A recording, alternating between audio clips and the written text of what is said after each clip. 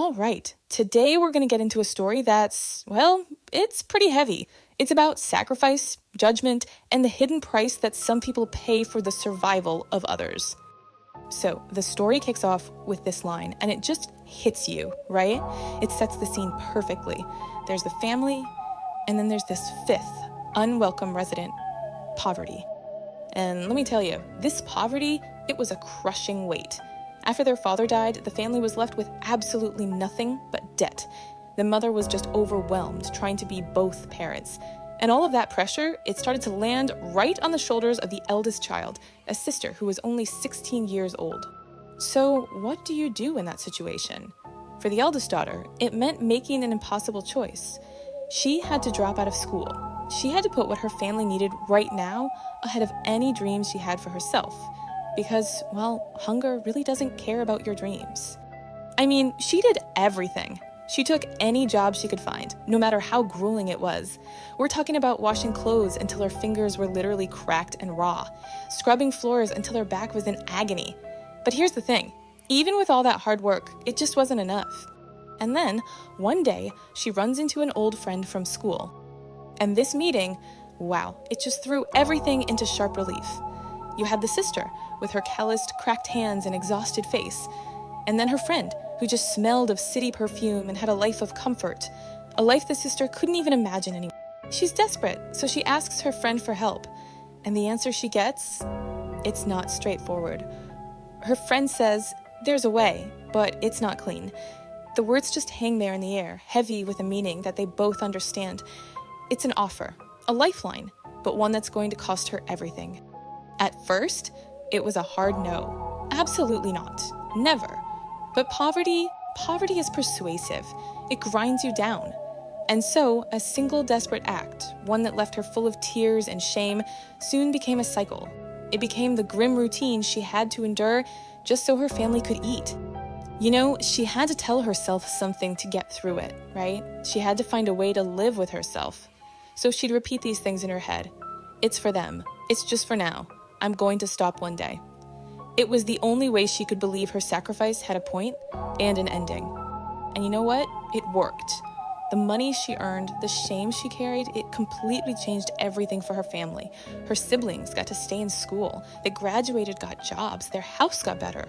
She literally rewrote their entire future with her own pain.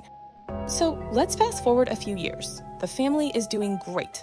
The house that was once so empty and sad is now filled with laughter. Her younger sister gets married, and pretty soon there's a new baby in the family. This should have been it, right? The moment that made it all worthwhile.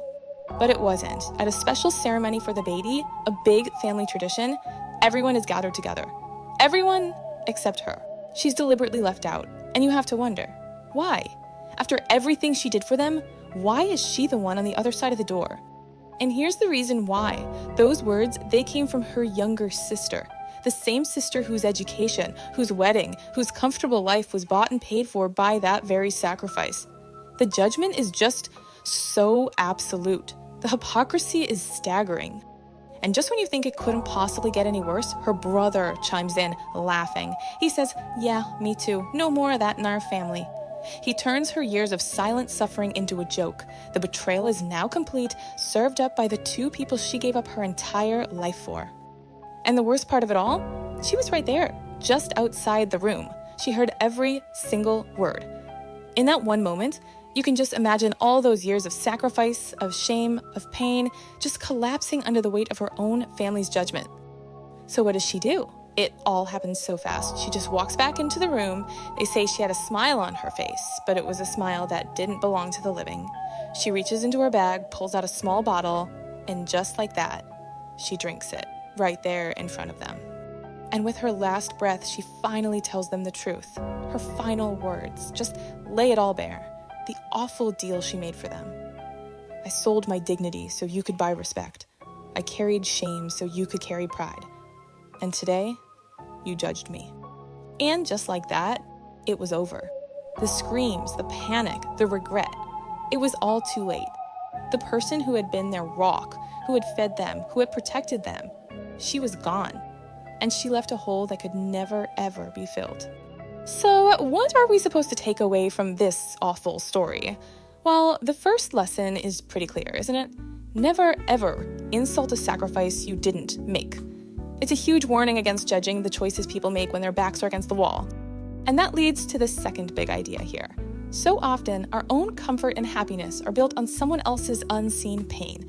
It's a call to look a little deeper, to have some empathy, and to realize there are silent struggles behind the smiles we see every day.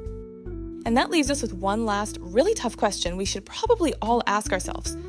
Before we're so quick to judge someone else's past, maybe we should take a hard look at our own lives and ask a simple question. Who paid for my present? And have I truly honored their sacrifice?